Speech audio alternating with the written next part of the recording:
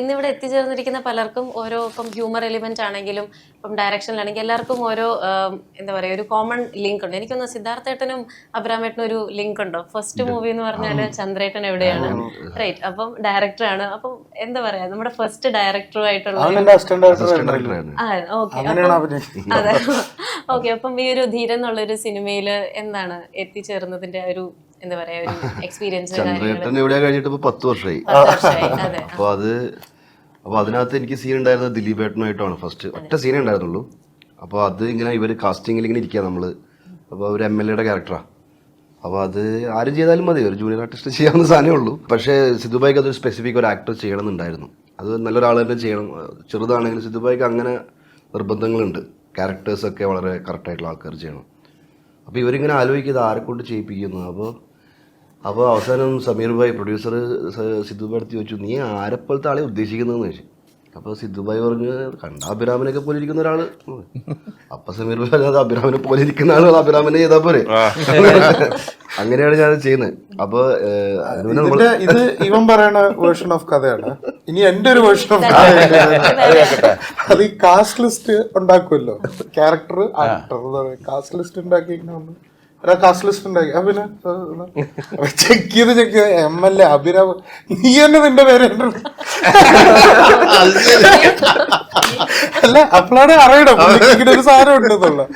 അപ്പൊ ഈ പറഞ്ഞ പോലെ ഈ ആക്ടർ സാധനവും സമീറിന്റെ ഇടപെടലും ഒക്കെ ആയിട്ട് ഫസ്റ്റ് ടേക്ക് എടുത്തപ്പോ ദിലീപേട്ടനായിട്ട് നടന്നു വരുമ്പോ ഞാൻ എന്തോ ഡയലോഗ് പറഞ്ഞു പോകണം. അപ്പോൾ നാടകത്തിലൊക്കെ ഒരുപാട് അഭിനയിച്ചിട്ടുണ്ടെങ്കിൽ സിനിമയിൽ ആദ്യമായിട്ട് അപ്പോൾ അതിൻ്റെ കറക്റ്റ് ഫോക്കൽ ലെങ്ത്ത്, ഇപ്പോൾ ലൈറ്റിൻ്റെ മാർക്ക് അതെല്ലാം കറക്റ്റായിട്ട് വരണം. പിന്നെ ഡയലോഗും പറയണം ഫംബിൾ ചെയ്യാതെ. ഫസ്റ്റ് ടേക്കിൽ ആകെ കയ്യിൽ നിന്ന് പോയി. അതായത് അത് പോയിട്ട് വേറെയൊക്കെ വന്ന് ദിലീപേട്ടനെ കണ്ടപ്പോൾ തന്നെ കാറ്റ് പോയി.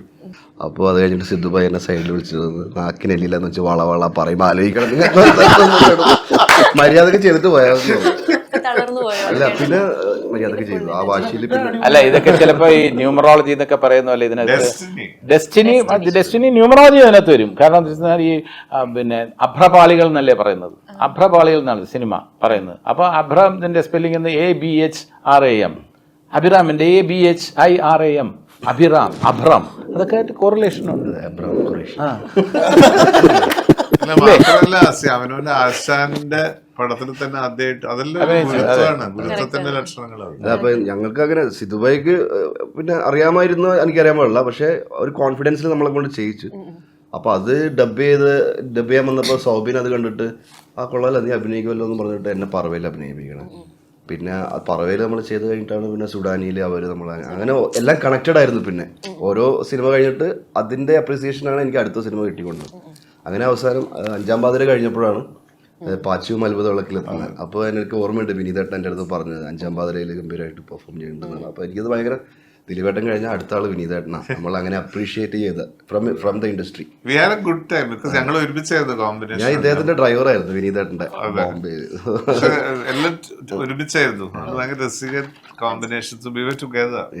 അങ്ങനെ അവസാനം ഇവിടെ പിന്നെ ഗാനമേള നടത്തുന്ന ഗാനമേളയിലെ സിംഗർ ആയിട്ടുള്ള ധീരനകത്ത് ഒരു ഓർക്കസ്ട്ര സിംഗറാണ്. പാട്ട് പാടുന്ന സീനൊന്നുമില്ല, പക്ഷെ ഒരു ഓർക്കസ്ട്ര സിംഗറാണ്. ഈ ക്യാരക്ടറുമായിട്ട് ബന്ധപ്പെട്ട രാജേഷുമായിട്ട് ബന്ധമുള്ള ഒരാളാണ്. അങ്ങനെ നമ്മളെല്ലാവരും ഒരു ഗ്രൂപ്പായിട്ട് ഒരു മിഷന് വേണ്ടി പോകുന്നതാണ് അതിന്റെ കഥ.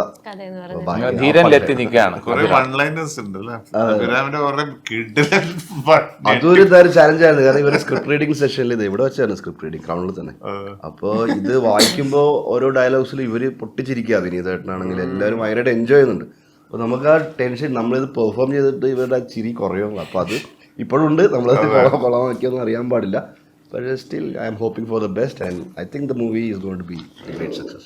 പെട്ടെന്ന് ചേട്ടന്റെ പേര് കേൾക്കുമ്പോൾ അല്ലെങ്കിൽ ചേട്ടനെ കാണുമ്പോൾ ഫോർ ദ പീപ്പിൾ, അമൃതം, ഇതൊക്കെയാണ് ഏറ്റവും കൂടുതൽ മൈൻഡിലോട്ട് പെട്ടെന്ന് ഹൈലൈറ്റ് ചെയ്ത് വരുന്ന ക്യാരക്ടേഴ്സ് പറഞ്ഞു. ഇപ്പം 2025 അടുത്ത മാസം ധീരൻ ഇറങ്ങാൻ പോവാണ്. എന്താണ് ഇതിനോട് യെസ് പറയാൻ? ധീരൻ എന്നുള്ള ഒരു ക്യാരക്ടറിൽ യെസ് പറയാൻ എന്തോ അതിനകത്ത് അട്രാക്ട് ചെയ്ത എലിമെന്റ് എന്താണ്? അല്ലെങ്കിൽ എല്ലാവരുടെയും ക്യാരക്ടർ വളരെ ഡിഫറെന്റും വളരെ അതിപ്പം നമ്മളെല്ലാ സിനിമയിലും പറയുന്ന അങ്ങനെ പറയുന്നതല്ല, വളരെ കൃത്യമായ അതിർത്തി ഡയറക്ടർക്ക് ഉണ്ടായിരുന്നു ഈ സിനിമയിൽ. കൃത്യമായിട്ട് ഓരോരുത്തരും ഇപ്പോൾ കൃത്യമായി പ്ലേസ് ചെയ്യപ്പെട്ട കഥാപാത്രങ്ങളാണ്. ഇവരുടെയൊക്കെ കഥാപാത്രങ്ങൾ വേറൊരു സെഗ്മെന്റാണ്. അപ്പോൾ ഞാൻ വിനീതന്റെ കൂടെയുള്ള ഒരു ക്യാരക്ടറാണ്. അപ്പോൾ അതിലൊരു ടിൻഡ് ഉണ്ട്, ഒരു ഹ്യൂമറിന്റെ ഒരു അത്തരം ഒരു സിറ്റുവേഷനിലൂടെയാണ് നമ്മുടെ കഥാപാത്രം കടന്നു പോകുന്നത്. അപ്പോൾ അത് ഒരു എക്സൈറ്റിംഗ് ആയ ഒരു കാര്യമാണ്, അങ്ങനെയുള്ള പരിപാടികളിലൂടെ പങ്കെടുക്കുക എന്ന് പറയുന്നത്. അപ്പോൾ അത് വളരെ പോസിറ്റീവായി വർക്കായി വന്നിട്ടുണ്ടെന്നാണ് വിചാരിക്കുന്നത്. പണ്ട് ചെയ്ത മൂവീസിലുള്ള ക്യാരക്ടേഴ്സ് പണ്ട് എന്ന് പറഞ്ഞാൽ ഭയങ്കര അങ്ങനെ ഇല്ല കേട്ടോ. ആ ഒരു കാലഘട്ടത്തൊക്കെ ചെയ്ത മൂവീസിലെ ക്യാരക്ടേഴ്സ് അത് ഇപ്പോഴും വരണം എന്ന് ആഗ്രഹിക്കാറുണ്ടോ? ഇപ്പോഴും അങ്ങനത്തെ ക്യാരക്ടേഴ്സ് എനിക്ക് കിട്ടുന്നില്ല, അല്ലെങ്കിൽ അങ്ങനത്തെ വരണമെന്ന് ആഗ്രഹിക്കാറുണ്ടോ? ഇല്ല, അങ്ങനെ ആഗ്രഹിക്കാറില്ല. അങ്ങനത്തെ വരരുതെന്നാണ് ആഗ്രഹിക്കുന്നത്. പുതിയ കാര്യങ്ങൾ ഉണ്ടാവട്ടെ എന്നാണ് ആഗ്രഹിക്കുന്നത്. ഇപ്പൊ സിദ്ധുവിന്റെയൊക്കെ ഒരു റീഇൻകാർണേഷൻ എന്ന് പറയുന്നത് ഭയങ്കര ഭയങ്കര ഹോപ്പ്ഫുൾ ആയിട്ടുള്ള കാര്യമാണ്. നമുക്ക് സിദ്ധു ഒരുപാട് കാര്യങ്ങൾ എക്സ്പ്ലോർ ചെയ്യുന്നു, അല്ലെ, ഒരുപാട് ഡിഫറെൻറ്റ് ഷെയ്ഡ്സ് എക്സ്പ്ലോർ ചെയ്യുന്നു. അപ്പോൾ അതൊക്കെ ഭയങ്കര, പിന്നെ നമ്മുടെ ക്ലാസിക് ആക്ടേഴ്സാണ് അപ്പുറത്തിരിക്കുന്നത്, അവരെ കുറിച്ചൊന്നും പറയേണ്ട ആവശ്യമില്ല. അവരൊന്നും ഒരു കാലഘട്ടത്തിന് മാത്രം നടന്മാരല്ല. ഇപ്പോൾ നിങ്ങൾ പറയുന്ന പോലെ പഴയ നടൻ പുതിയ നടൻ അങ്ങനെ പറയാൻ പറ്റില്ല. ക്ലാസിക് ആക്ടേഴ്സാണ്, ആക്ടേഴ്സ് എല്ലാ കാലത്തേക്കുള്ള നടന്മാരാണ് നമ്മളപ്പുറത്തിരിക്കുന്നവർ. അപ്പോൾ അതൊക്കെയല്ലേ നമ്മൾ കാണേണ്ടത്. അപ്പം ഇനി അടുത്തതായിട്ട് ഇപ്പം സുധീഷ് ചേട്ടന്റെ കാര്യം പറയുകയാണെങ്കിൽ ഇപ്പം പറഞ്ഞ പോലെ തന്നെ നമ്മൾക്ക് സുധീഷ് ചേട്ടൻ എന്ന് പറയുമ്പം ഒരുപാട് ക്യാരക്ടേഴ്സ് മൈൻഡിൽ വരുന്നുണ്ട്. പക്ഷെ ഏതോ ഒരു ഇന്റർവ്യൂവിൽ ഇങ്ങനെ പറയുന്നത് കേട്ടാണ്, ഒരു അതായത് ഫസ്റ്റ് സിനിമ 14 വയസ്സിലാണല്ലോ. അപ്പം അതിനകത്ത് ഏറ്റവും ബേസിക് ആയിട്ടുള്ള ഒരു റിക്വയർമെന്റ് എന്ന് പറഞ്ഞാൽ നീന്തൽ അറിയണമെന്നായിരുന്നു. അപ്പം ചേട്ടന്റെ ആ ഒരു പേടി കാരണം ആ ഒരു എന്താ പറയാ, ആ ഒരു ഷൂട്ടിങ് വൈകുന്നേരം വരെ നീണ്ടുപോയി എന്ന് കേട്ടായിരുന്നു. അപ്പം അതിപ്പം അന്ന് നീന്തൽ എന്ന് പറയുന്നത് വെള്ളം പേടിയായതുകൊണ്ടായിരുന്നു. നീന്തൽ പഠിച്ചു, ചാടാൻ പഠിച്ചില്ല പുഴയിൽ. ചാടാനാണ് ഏറ്റവും ബുദ്ധിമുട്ട്. സ്വിമ്മിങ് പഠിച്ചു. ഈ പടത്തിന് വേണ്ടി, ഫസ്റ്റ് പടത്തിന് വേണ്ടി എന്നോട് ആദ്യം പറഞ്ഞത് 2 കാര്യങ്ങളാണ്. ഒന്ന് സൈക്ലിംഗ്, പിന്നെ സ്വിമ്മിങ്. ഇതിനാ സൈക്ലിംഗ് അറിയാം, സ്വിമ്മിങ് പഠിക്കണം എന്ന് പറഞ്ഞു. അപ്പോൾ അതിനു വേണ്ടി അനന്തരത്തിൽ പഠിച്ചു. അമ്മ നീന്തും. പക്ഷെ ഞാൻ ഒരിക്കലും പ്രതീക്ഷിച്ചില്ല ഫസ്റ്റ് ഷോട്ട് തന്നെ ഈ എടുത്ത് ചാടാനാണെന്നുള്ള കാര്യം. ഈ ഡൈവിങ് അല്ലെങ്കിൽ ചാട്ടം പഠിച്ചിട്ടില്ല. അത് മാത്രമല്ല, നമ്മൾ പഠിക്കുന്ന അന്ന് കുളത്തിലൊക്കെയാണ് അന്ന് പഠിച്ചത്. പക്ഷേ ഷൂട്ട് ഉണ്ടായിരുന്നത് നല്ല ഒഴുകുന്ന പുഴയിലായിരുന്നു. അപ്പോൾ പുഴയിലേക്കാണ് ചാടേണ്ടത്. അപ്പോൾ കുറച്ച് ഹൈറ്റുള്ള ഒരു കന്മതിലിൻ്റെ മുകളിൽ ചാടണം. അപ്പോൾ ഒരു വൈകുന്നേരം വരെ ഞാനിങ്ങനെ ചാടാതെ ഇങ്ങനെ നിൽക്കുകയായിരുന്നു. സത്യമായിട്ട് പറയാം, അടൂർ ആ ഒരു ക്ഷമ കാരണം പുള്ളി ഇങ്ങനെ വെയിറ്റ് ചെയ്ത് ഉച്ചയ്ക്ക് ഭക്ഷണം കഴിച്ചിട്ടാവാമെന്ന് പറഞ്ഞു. അങ്ങനെ ഭക്ഷണം കഴിച്ച് വന്നു. അങ്ങനെ ഒരു 3-3:30 മണി 4 മണിയായി ഞാൻ ചാടിയപ്പോൾ. പറയുമ്പോൾ അവിടെ 3-4 ആൾക്കാരൊക്കെ അവിടെ നമ്മളെ രക്ഷപ്പെടുത്താനായിട്ട് നിൽക്കുന്നുണ്ട്. പക്ഷെ എങ്കിൽ കൂടെ നമുക്കൊരു പേടി, ചാടാൻ പേടിയായിരുന്നില്ലേ? ചാടാൻ പേടിയായിരുന്നു. അത് ഒഴുകുന്ന പുഴയാണ്, ഹൈറ്റും ഉണ്ട്. അപ്പൊ അങ്ങനെ ഒരു ബുദ്ധിമുട്ട് ഉണ്ടായിരുന്നു ഫസ്റ്റ് ഫിലിമില്. പക്ഷെ ചേട്ടന്റെ മോനും പിന്നെ കുറെ നാൾക്ക് ശേഷം അതേപോലെ ശിവയാണ് ഫസ്റ്റ് ചെയ്ത് അതേ കാര്യം പറഞ്ഞത്, സ്വിമ്മിങ് പഠിക്കണം.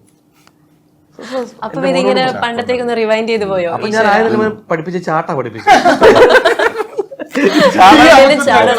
അത് ചാടാൻ പലതും ഉണ്ടെങ്കിൽ കുടുങ്ങിയല്ലോ. അപ്പൊ അപ്പുറത്തെ സ്വിമ്മിംഗ് പൂളിലായി പഠിത്തം. അപ്പൊ ഇപ്പോഴത്തെ കാലഘട്ടമാണല്ലോ, സ്വിമ്മിംഗ് പൂളിൽ ചാടാനും ഡൈവ് ചെയ്യാനൊക്കെ പഠിച്ചു. അത് വളരെ നല്ല കാര്യമാട്ടോ. ഇപ്പൊ എല്ലാവരും പഠിക്കേണ്ട ഒരു കാര്യം സ്വിമ്മിംഗ് എന്ന് പറയുന്നത്. സിനിമയ്ക്ക് വേണ്ടി മാത്രമല്ല, ജീവിതത്തിലൊക്കെ അത്യാവശ്യമുള്ള കാര്യമാണ് ചാടാനും. മതിലാടാനല്ല, അതിന്റെ പഠിക്കേണ്ട ആവശ്യം. കഴിയുന്ന പഠിക്കേണ്ട ഒഴുക്കിനെതിരെ നീന്താൻ കൂടെ പഠിക്കണം. സിനിമയിൽ ഏറ്റവും വേണ്ടത് ഒഴുക്കിനെതിരെ നീന്താൻ പഠിക്കണം. മോന് പേടിയുണ്ടായിരുന്നോ? ചേട്ടൻ എത്രയും പേടിയുണ്ടായിരുന്നോ? ഇല്ല, അവൻ ബൈഹാർട്ടായി. സ്വിമ്മിങ് ഈ പറഞ്ഞ പോലെ ഭയങ്കര ഈസിയായി മാറി. അല്ല, അവൻ ആ പടത്തിൽ ചെയ്തത് അവസാനം നമ്മുടെ അതിരപ്പള്ളി വെള്ളച്ചാട്ടത്തിൽ അവരവൻ ചാടി എന്നുള്ളതാണ്. ഞാനൊക്കെ പേടിച്ചു പോയി.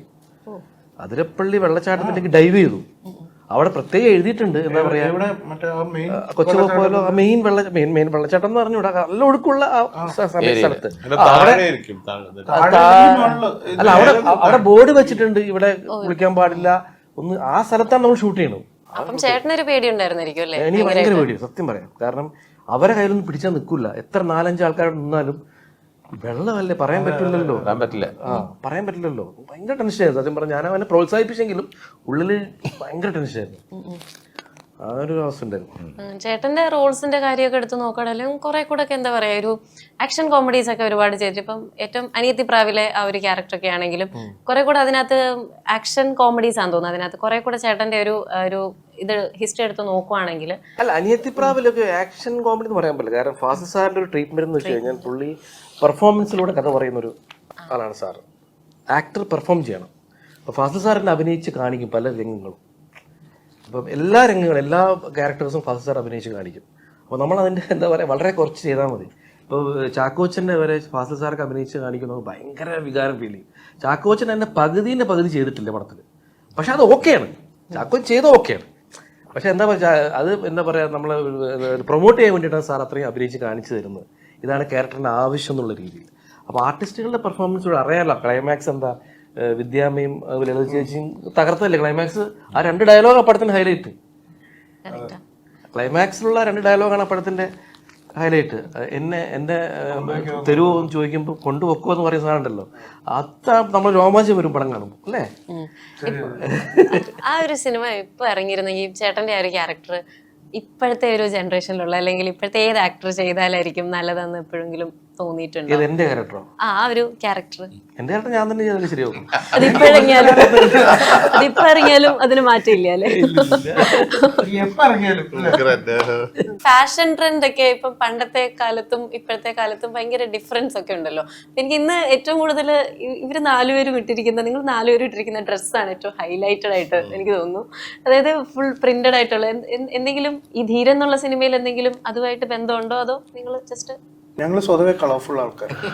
That reflects. അല്ല, പ്രോഗ്രാമിൽ വരുമ്പോൾ പ്രോഗ്രാമിന്റെ ഒരു കോസ്റ്റ്യൂം, സിനിമയിൽ കഥാപാത്രത്തിനനുസരിച്ചിട്ടുള്ള കോസ്റ്റ്യൂമാണ് നമ്മൾ ഇടുന്നത്. ഇത്തരം പ്രോഗ്രാമിൽ പ്രേക്ഷകരെ ഒന്ന് അവരെ അട്രാക്ട് ചെയ്യുക എന്നുള്ള രീതിയിൽ, അപ്പോൾ ഒന്ന് അത് പ്രോഗ്രാമിനെ ഒന്ന് എലവേറ്റ് ചെയ്യും, നമ്മുടെ കോസ്റ്റ്യൂമൊക്കെ ഒന്ന് എലവേറ്റ് ചെയ്യും. അതാണ് അവർ കുറച്ച് ഡിഫറെൻ്റ് ആയിട്ടുള്ള എന്തെങ്കിലും കോസ്റ്റ്യൂം ഇടുന്നത്. ഇപ്പൊ നമ്മള് ദൃശ്യം എന്നുള്ള സിനിമയില് മീന ചേച്ചി പറയുന്ന ഒരു ഡയലോഗ്, നാട് ഓടുമ്പം നടുവേ ഓടണമെന്നിങ്ങനെ, അത് ഭയങ്കരമായിട്ട് ട്രെൻഡിങ് ആയിട്ടുള്ള ഒരു ഡയലോഗായിരുന്നു. അപ്പം അങ്ങനെ ഒരു ഇതില് ചിന്തിക്കുന്ന ആളാണോ ജഗദീശൻ? അതായത് ഇപ്പം ഞാൻ പറഞ്ഞില്ലേ, ഇപ്പം ഡ്രസ്സിന്റെ കാര്യത്തിലൊക്കെ ആണെങ്കിലും ഇത്രയും വർഷം കഴിയുമ്പോൾ ഒരുപാട് മാറ്റങ്ങളൊക്കെ വന്നിട്ടുണ്ട്. അപ്പം അങ്ങനെയൊക്കെ പുതിയ കാര്യങ്ങളൊക്കെ ട്രൈ ചെയ്യാനൊക്കെ നോക്കാറുണ്ടോ? അല്ല, പുതിയ കാര്യങ്ങൾ ട്രൈ ചെയ്യാൻ താല്പര്യമുണ്ട് തീർച്ചയായിട്ടും. നമ്മൾ അങ്ങനെ ഒരു സാഹസികനൊന്നും അല്ല. കാരണം വെച്ചാൽ പലപ്പോഴും നമ്മൾ അത്യാവശ്യമൊക്കെ പ്രതികരിക്കാറുണ്ട്, പക്ഷെ ചില കാര്യങ്ങളൊക്കെ പ്രതികരിച്ചാൽ എന്താകുന്നുള്ള ഉള്ളിൽ ഭയവും ഉണ്ട് ചില സമയത്ത്. അപ്പോൾ അത്ര ഒരു ബോൾഡായിട്ടുള്ള ഒരു ആളൊന്നും അല്ല ഞാൻ. ചിലപ്പം അങ്ങനെ പറഞ്ഞാൽ ഒരു വിഭാഗത്തിന് ഇഷ്ടപ്പെട്ടില്ലെങ്കിലോ എന്ന് കരുതി നമ്മുടെ കമൻസ് റിസർവ് ചെയ്ത് വെക്കുന്ന ആളാണ്. അതല്ലാതെ വളരെ ബോൾഡായിട്ട് എന്ത് വന്നിരുന്നാലും ഞാൻ എൻ്റെ അഭിപ്രായം പറ്റി തുറന്നു അങ്ങനെ ചിലപ്പോൾ പറയാൻ പറ്റില്ല. പക്ഷെ ചില അവസരങ്ങളിലെങ്കിലും നമ്മുടെ അഭിപ്രായം എന്ത് വന്നാലും ശരി ഞാൻ എൻ്റെ അഭിപ്രായം തുറന്ന് പറയും എന്നൊരു നിലപാടെടുക്കുന്ന കൂട്ടത്തിലാണ്. പിന്നെ ഫാഷൻ്റെ കാര്യത്തിലൊക്കെ ആണെങ്കിൽ ഞാൻ പേഴ്സണൽ ലൈഫിൽ ഇങ്ങനെ ഒരു പ്രോഗ്രാം അല്ലെങ്കിൽ ഞാൻ എന്തും എനിക്ക് ഓക്കെയാണ്. അതിനുവേണ്ടി ഇന്ന രീതിയിൽ ഇനി പ്രോഗ്രാമിൽ വരുമ്പോൾ ഒന്ന് നോക്കും, അത് എന്തെങ്കിലും കളർഫുൾ ആയിട്ടുള്ള ഡ്രസ്സ്, ഒരു സ്റ്റേജ് പ്രോഗ്രാമിനാണെങ്കിലും അല്ലെങ്കിൽ ഒരു ഇനോഗ്രേഷന് പോകുകയാണെന്നുണ്ടെങ്കിൽ ക്രൗഡുമായിട്ടും പബ്ലിക്കുമായിട്ടുള്ള ഇൻട്രാക്ഷനൊക്കെ വരുമ്പോൾ നമ്മളൊരു ഡിഫറൻസ്, എന്തെങ്കിലും നമ്മുടേതായിട്ടുള്ള ഒരു ഡിഫറൻസ് അവിടെ ഉണ്ടെങ്കിൽ നന്നായിരിക്കും എന്നൊരു തോന്നൽ എനിക്കുണ്ട്.